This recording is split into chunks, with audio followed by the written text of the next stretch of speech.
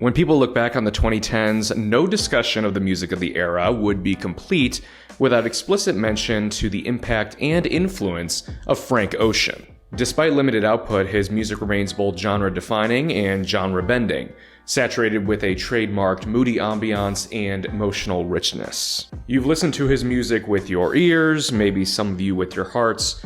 Well, today I'm going to be listening to his entire catalog with my stomach. We're going to eat Frank Ocean, guys. We're going to chew him up and spit him out.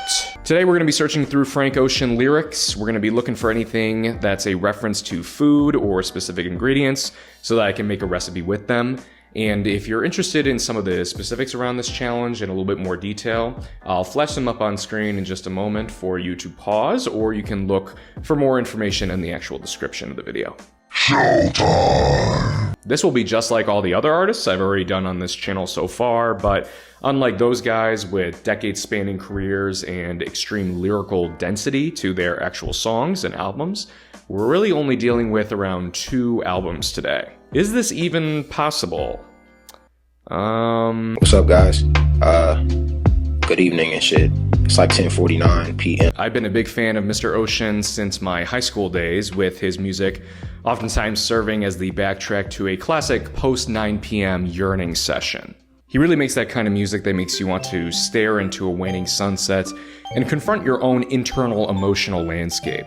You'll wonder to yourself, does she think about me? Does she miss me when we're not together?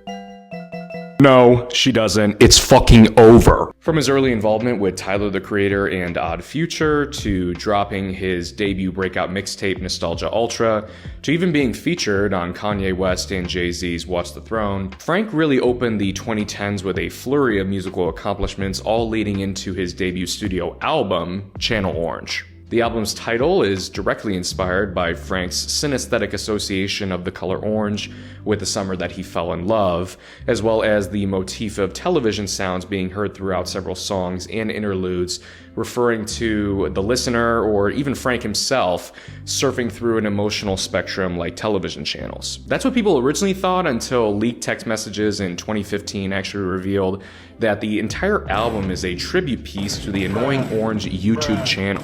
Hey, Apple! What? Food references that can be collected from Channel Orange include cotton candy and candy itself, wine and Lucky Charms, steak, champagne, sugar, grapes, mangoes, peaches and limes, Coke, and butter and cream. Hey guys. Did you know that only a small percentage of my channel's viewers are actually subscribed to the channel? If you could do me a favor and tongue punch the subscribe button and ring the Blonde is Frank Ocean's last album, as after 2016 he stepped through a mystical portal leading him to an advanced underground civilization in the center of the earth, and he was never seen again. Despite this tragic disappearance, the wider music audience, including myself, appreciated the artistic evolution of Frank as he was adopting more minimalistic and introspective focuses in his songs, building upon the already rich emotional layers that were on his previous album. Songs that I've been listening to since I was in high school are still resonating with me as nearly a fully grown man, even beyond just nostalgia, which I'm sure plenty in the viewing audience right now can relate to. Music that you can connect with at vastly different stages of your life is something really special, and I think it gets to the core of the importance of art and its impact. Similar to the first taste of a secret family recipe that you have in your youth that you continue to share and eat for years to come. I know that was probably a little self-serious for the Michaelwave YouTube channel, so to compensate for that, I'm just going to put a Frank Ocean Big Chungus on screen now, so enjoy that. Blonde gives us access to the following food references, which include milk, mushrooms, lemons and lemonade, sugar and suckers, yams, nuts, chips, and the American restaurant Shoney's. Y'all here judging my Christmas tree, man. I had to do it. I did it with it's just what me. What the fuck did you just say? Now that we've covered both albums, we'll come to 16 unique ingredients collected over Frank Ocean's discography, with 8 additional references to food in other forms like completed dishes, restaurants, etc., to bring us to 24 unique references to food overall. For total food references by album, we got 14 from Channel Orange and 10 from Blonde. Frank at 24 food references total brings him easily to dead last in my consumable lyric rankings, falling far below rappers like Kendrick Lamar and Kanye West, let alone the current big three of Tyler the Creator, Eminem, and our current king, MF Doom. I personally reached out to Mr. Ocean to rectify this lack of food references, so please rest assured that there is more content coming from him in very short order. My influence to spur these guys into action is getting to be unparalleled in the music industry. Oh yeah, and our most popular ingredient was a 4-way tie between mangoes, peaches, sugar, and nuts. We're definitely more limited than ever with the ingredients we have access to with Frank Ocean's discography, so there's really only a few directions that we can take this in at this point. We have a bunch of fruit, a few dairy products, and a couple savory components, which was the original direction I was thinking of taking this video in and this recipe, but then I realized I have no seasonings at all. Unless you're a connoisseur of unseasoned beef, my originally hypothesized fillet of beef with a red wine mushroom sauce just really is not going to work for this recipe. Considering this limitation, I thought it would be easier to go in a sweeter direction and get a little fruity with it. So today's recipe is actually going to be some baked peaches with crumbled pistachios for a little texture, as well as a decadent mango ice cream. The 8 components that make up today's recipe will be Nuts, peaches, and the mangoes. Sugar, lemon, butter, cream.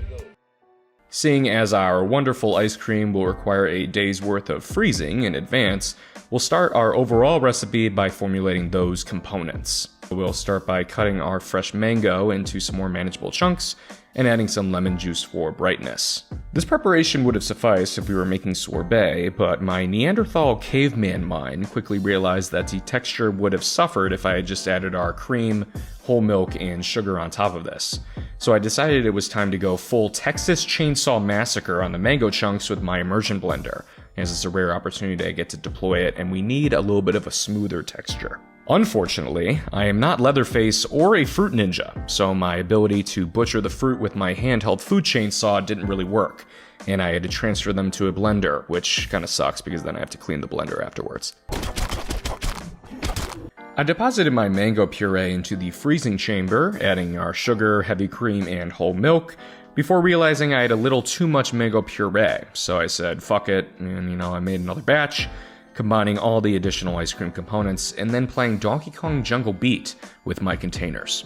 With the mango ice cream frozen for 24 hours at least, I then assembled the components for putting together my very simple baked peaches. Would I have loved to add some cinnamon, nutmeg, ginger, or any additional spice to doctor my peaches? Yes. But sometimes in life, you get what you get and you don't throw a fit. For our baked peaches, we'll start by melting some artery-clogging butter in a little bowl, and adding our frozen peach slices to the main mixing bowl since it's winter in the Midwest and fresh quality peaches aren't really readily available. I'll smash some pistachios with a cup, ensuring to be as loud as possible to wake up every baby in my apartment complex, before combining all this stuff together with a heinous amount of brown sugar. Once arranged in my baking dish, I will blast everything in my oven at 350 degrees for way longer than expected, as these little peach buggers were frozen, and I wanted to get them softened enough for easy penetration with both a fork and eventually my teeth. While my peaches were in the oven, I took another opportunity to reflect on life's most essential mystery. Why is Frank Ocean selling penis jewelry for $25,000? With our peaches baked off properly, I'll put my mango ice block into the ice cream mega blaster and generate massive horrible sounds to further disturb my neighbors worse than the nights I wail loudly to the end of Ivy off of Blonde. With both our components prepared, it's time to finally assemble them together in the same bowl, serving myself a deliciously unhealthy portion of buttery, sugary fruit and creamy, fruity ice cream. Considering this is a Frank Ocean recipe, I would say that this is the closest you can come to quite literally eating your feelings. I'll set my fat ass down at the table, first trying the peaches by themselves and taking in their natural sweetness, quickly following by sampling the mango ice cream, which was equally delicious, but far more smooth and creamy than fruity.